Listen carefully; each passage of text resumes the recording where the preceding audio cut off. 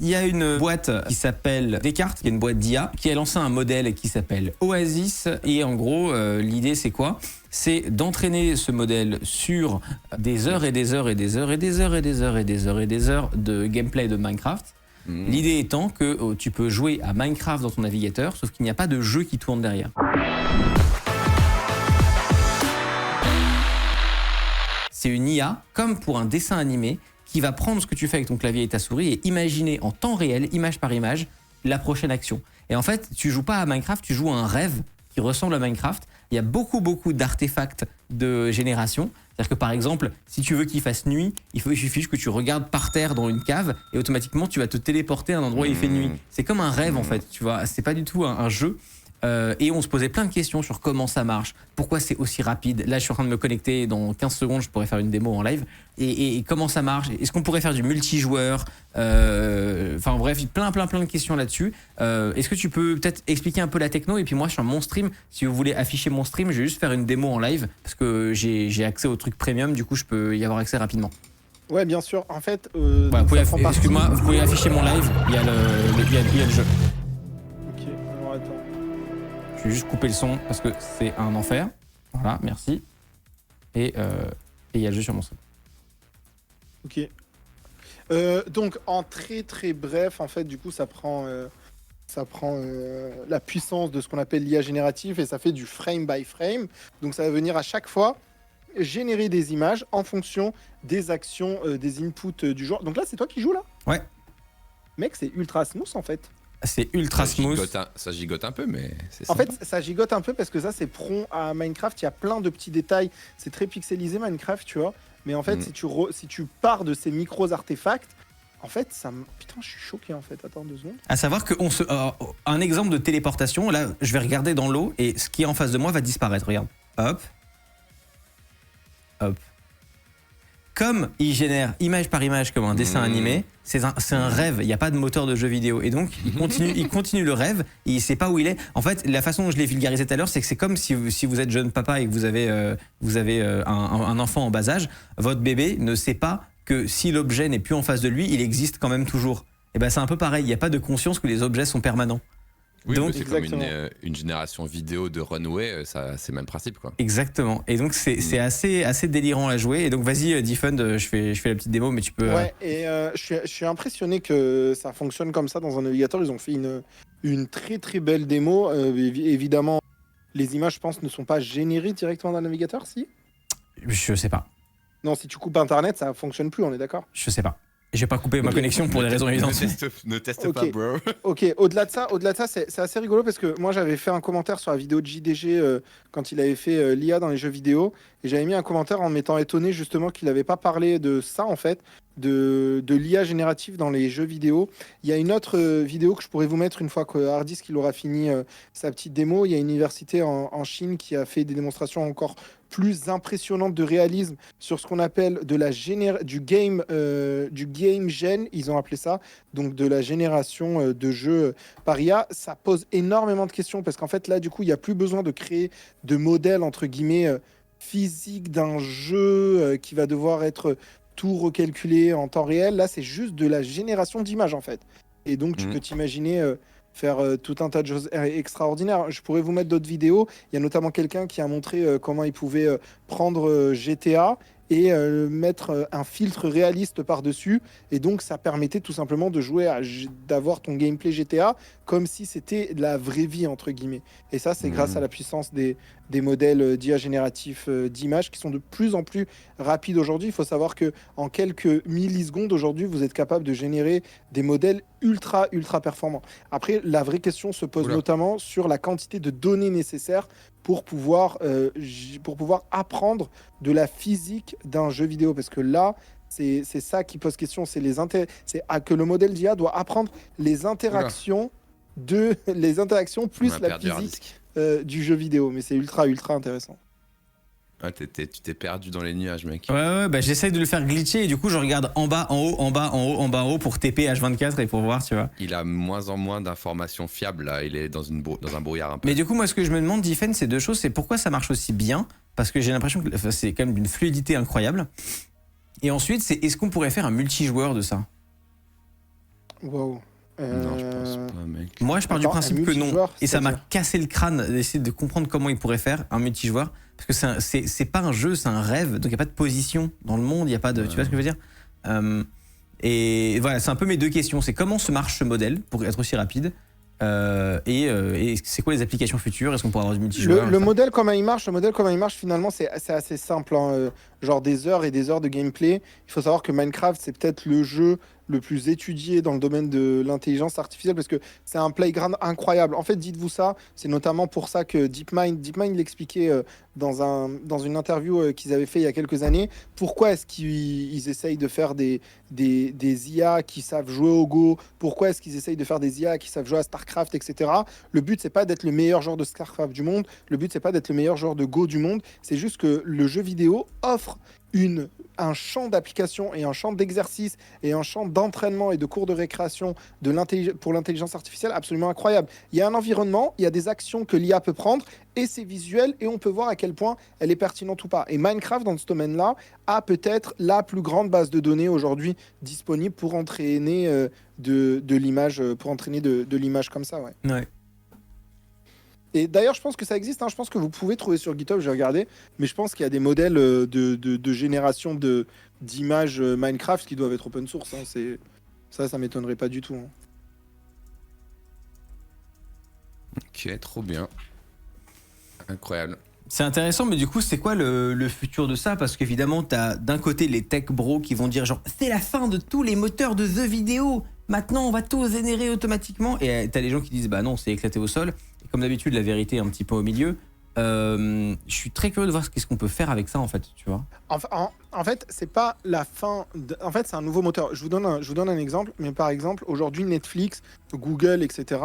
pour réfléchir à des technologies, et dans le cas de Google, c'est déjà le cas sur certaines vidéos, à la place de vous importer, par exemple, il y a 25 images pour une seconde de film, Ok. à la place de vous importer 25 images pour une seconde de film, on peut imaginer vous importer uniquement 5 images, donc votre film à la place de peser 800 mégaoctets, il va par exemple peser 100 mégaoctets, et toutes les frames qui sont générés entre chacune de ces frames vont être générées en temps réel. Donc en fait, ça veut dire que vous pouvez regarder un film à 60 fps en important uniquement 5. Donc là, en fait, vous soulagez aussi le débit de votre connexion Internet, de vos serveurs, etc. Et ça, la génération d'images, elle existe déjà dans le domaine du film, dans le domaine des films, des services à la demande, etc. C'est vrai.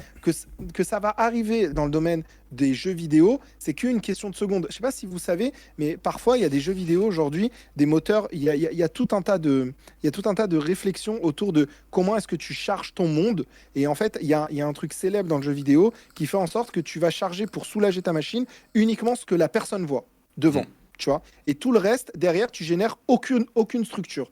Et en fait, ce fait de quand tu te déplaces rapidement, si jamais tu peux, entre le temps que ta texture se crée, si tu peux créer des textures éphémères, entre guillemets, par l'IA, et ben en fait, ça va te permettre d'avoir de meilleures performances, tu vois. Donc, l'IA générative dans le domaine du jeu vidéo, elle commence comme ça. Et après, petit à petit, on peut imaginer avoir des modèles d'IA de full game générés. Et on peut aussi imaginer avoir des jeux infinis, en fait. Et ça serait juste un nouvel champ d'application pour l'intelligence artificielle. J'aime bien l'exemple que tu fais avec la génération d'images pour les films parce que c'est effectivement des strates qui sont utilisées pour réduire l'utilisation de bande passante, de machin. C'est qu'en fait, on n'envoie pas toutes les images, on en génère. Et c'est aussi ce que les gens disent dans mon chat avec le DLSS, qui est une techno de Nvidia, qui permet de générer certaines images et donc d'avoir des jeux qui sont plus fluides parce que tu arrives à doubler les images en générant une image sur deux, par exemple, quoi. Smart, bah voilà, je trouvais ça intéressant parce qu'en fait, ça fait partie de ces trucs, tu sais, un peu waouh, où genre tous les 3 mois, il y a une nouvelle démo technique où t'es en mode oh, on peut faire ça, l'humain sait faire ça, incroyable. Mais attendez, si vous voulez un autre truc Yahoo, je peux vous montrer littéralement une démo qui est sortie, juste pour finir sur ça, qui est sortie aujourd'hui, de Game des Gènes, je crois que ça s'appelle. Et là, vous allez. Là, c'est pas du Minecraft. Regardez, je vous envoie le lien dans le Discord, vous pouvez l'afficher. Game Gen X, c'est juste incroyable ce qu'ils ont fait. Qu'est-ce que c'est ça ? C'est une université, je veux pas dire de bêtises, mais je crois que c'est une université chinoise qui génère des jeux vidéo. Regardez, c'est juste fou en fait. C'est juste totalement fou en fait. Mais il y a des modèles chinois qui sont vraiment très très impressionnants. Notamment, il y en a un qui c'était Minimax ou je sais pas quoi pour la génération de vidéos réalistes qui était terrifiant de réalisme vraiment. Donc en là, fait, si vous regardez la vidéo, tu vois, ils vont te faire des open caractères, donc tout ça, c'est généré par IA, quoi. mais C'est pas du Minecraft. qu'est-ce que c'est? C'est un moteur de jeu vidéo, c'est quoi? C'est un moteur de génération de jeux vidéo. C'est comme tu as vu pour Minecraft, mais sur d'autres scènes, en fait. Sur d'autres jeux vidéo. C'est-à-dire qu'ils entraînent à partir d'images de jeux vidéo comme Assassin's Creed, etc. Et après, ils te permettent de jouer à un truc infini, quoi. What? Ça marche trop bien. Mais ça a l'air surtout qualitativement terrifiant. marche Ça trop tourne bien. en temps réel? Ça, j'en sais rien. C'est des démonstrations de Après, la laboratoire résolution de elle a recherche. l'air mais- faible pour l'instant, mais bon. Oui, c'est pour ça qu'ils ont, à mon avis, ils ont mis plusieurs images les unes à côté des autres. Ouais. Et du coup, c'est ça en fait. Imagine demain, t'auras des jeux open game generation infini en fait, des jeux infinis. Moi, il y a un truc Ouais. qui me passionne et qui va n'intéresser malheureusement qu'une petite niche, tu vois, pas le mainstream. Mais en fait, je suis très très fan de certaines chaînes YouTube qui parlent de glitch de jeux vidéo. Notamment, il y a une chaîne qui s'appelle Seashaz qui en gros prend des jeux vidéo connus et essaye de glitcher sous la map pour aller trouver des easter eggs ou des trucs, tu vois, laissés par les développeurs. Et en gros, moi, je suis très curieux de la nouvelle génération de gens qui vont réussir à faire glitcher ces modèles et de voir qu'est-ce qui sortent quand t'arrives à les faire glitch, tu vois. Je sais pas pourquoi, je suis super fasciné par ces trucs-là. Il y a un côté un peu lost media, tu vois. Et ça va être assez rigolo, quoi. J'ai trop kiffé le moment où ils proposent tous les ciels différents dans la démo là, c'est assez impressionnant. Ouais. Ah, c'est fou, hein. Et t'as Ouais. vu, après, dans les frames suivantes, tu peux lui dire, ok, maintenant il tourne à gauche, maintenant il tourne à droite, tu vois, il se rapproche d'un lac, etc. Et en fait, ça peut être une nouvelle manière aussi de jouer, tu vois. Ouais, carrément. De modifier tes textures en temps réel, de modifier tout un tas de trucs en temps réel. Enfin, ça peut être fou, tu vois. Genre, imagine, t'es là et tu joues à Street Fighter et tu dis, ok, maintenant je veux jouer, j'en sais rien, moi, contre Donald Trump.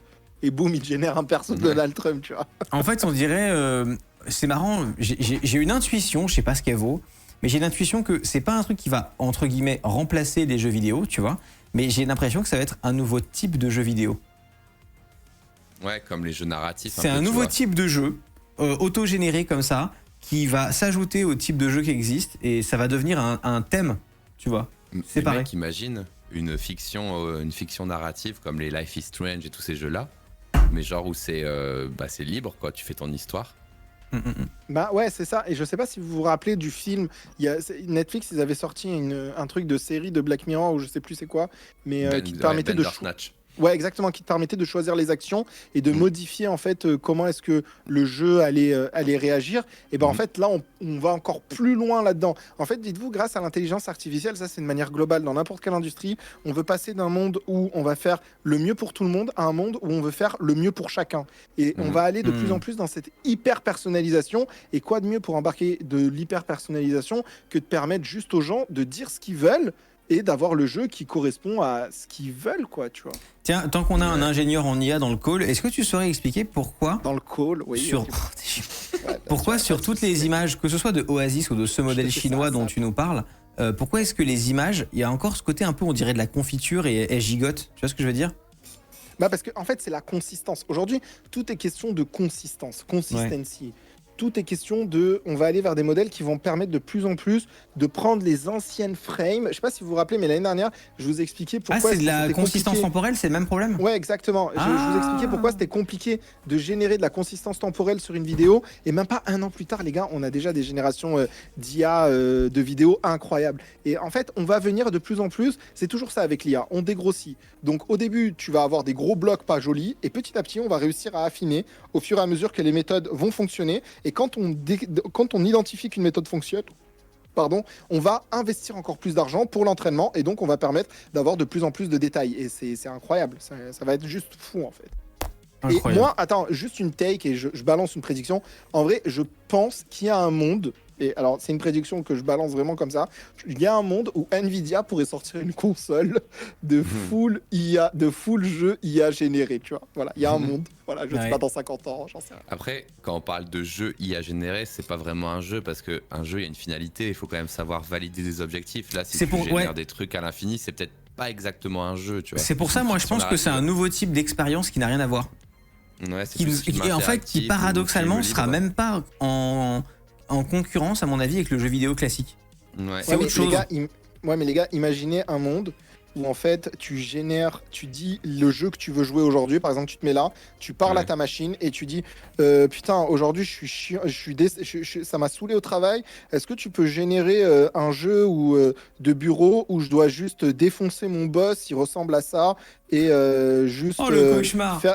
faire mes tâches en même temps et tout. Boum, le jeu il va te générer ton script, il va te demander est-ce que tu as des photos des gens que tu veux que je génère. Boum, tu mets les photos des gens que tu veux que tu génères et en fait tu fais un genre de, il va te dire est-ce que vous voulez plus jouer un Sims, est-ce que vous voulez plus jouer un Skyrim, etc. Et en fait il va te générer des scripts en fonction de ces jeux avec des missions intermédiaires et boum, Oui, tu te lances là-dedans pour mais la soirée, tu vois. il faudrait qu'ils aient une validation des objectifs d'une façon ou d'une autre. Et si tu commences à t'enfoncer dans un océan à 3 km, bah, enfin, tu vois, genre t'es perdu dans l'histoire. Donc il y a aussi un monde où il faut qu'ils arrivent un peu À cadrer, ouais. Mais tu peux cadrer faire des trucs l'open rigolos world, parce que tu vois. tu peux avoir une expérience interactive qui commence comme un MOBA comme League of Legends, qui finit en FPS, enfin tu vois, tu peux aussi avoir des switches Exactement. conditionnels assez Fini rigolos.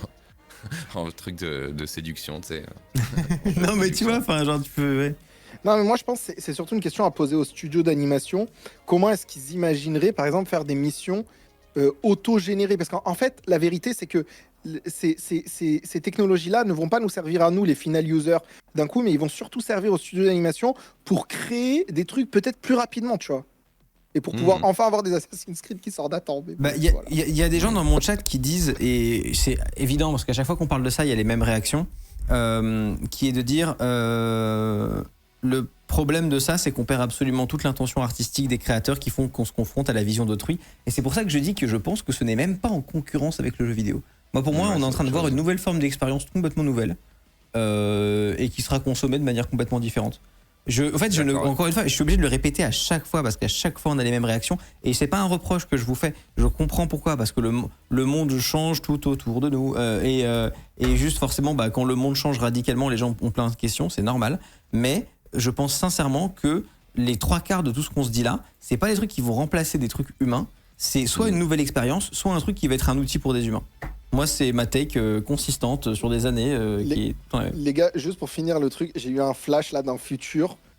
Est-ce qu'il n'y a pas un monde où, je vous balance ça comme ça, hein, mais est-ce qu'il n'y a pas un monde où, imagine, tu aurais un truc qui filme 24 heures sur 24 ta journée, d'accord? Et après, en fait, tu mets ça dans ta PlayStation, d'accord? Et en fait, tu dis, j'aimerais bien repartir à midi quand Evangelina m'a regardé et j'ai pas eu le courage d'aller lui parler. Et je voudrais rechanger, je voudrais voir ce qui serait passé si j'étais allé parler à Evangelina à la Poste Café. Frère. Et là, ton truc, il va générer ton monde et te permettre de jouer ta propre vie, tu vois. Et tu vas choisir d'aller parler à Evangelina et de voir ce qui pourrait se passer, tu vois. Et il y a un monde où, en fait, tu te rends compte que tu préfères limite plus vivre dans cette vie-là que dans ta vraie vie, tu vois. Deux choses. Un, ton exemple d'Evangelina a l'air beaucoup trop personnel. Je sais pas qui est cette meuf, mais il y a un délire. Et numéro 2, ces mecs, c'est dans un tiers de dystopie, mais genre qui est stratosphérique. Non, mais vous voyez ce que je veux dire ou pas? Genre la Ouais, réalité ouais. alternative dont tu préfères vivre plutôt que, je sais pas. C'est un épisode. Ouais, si. Bon, voilà, Black Mirror, Netflix, envoyez les droits, bien sûr, mais. Bah, il y a déjà un truc comme ça où ils ont des lentilles dans Black Mirror et ils peuvent rembobiner dans leurs lentilles, un truc comme ça.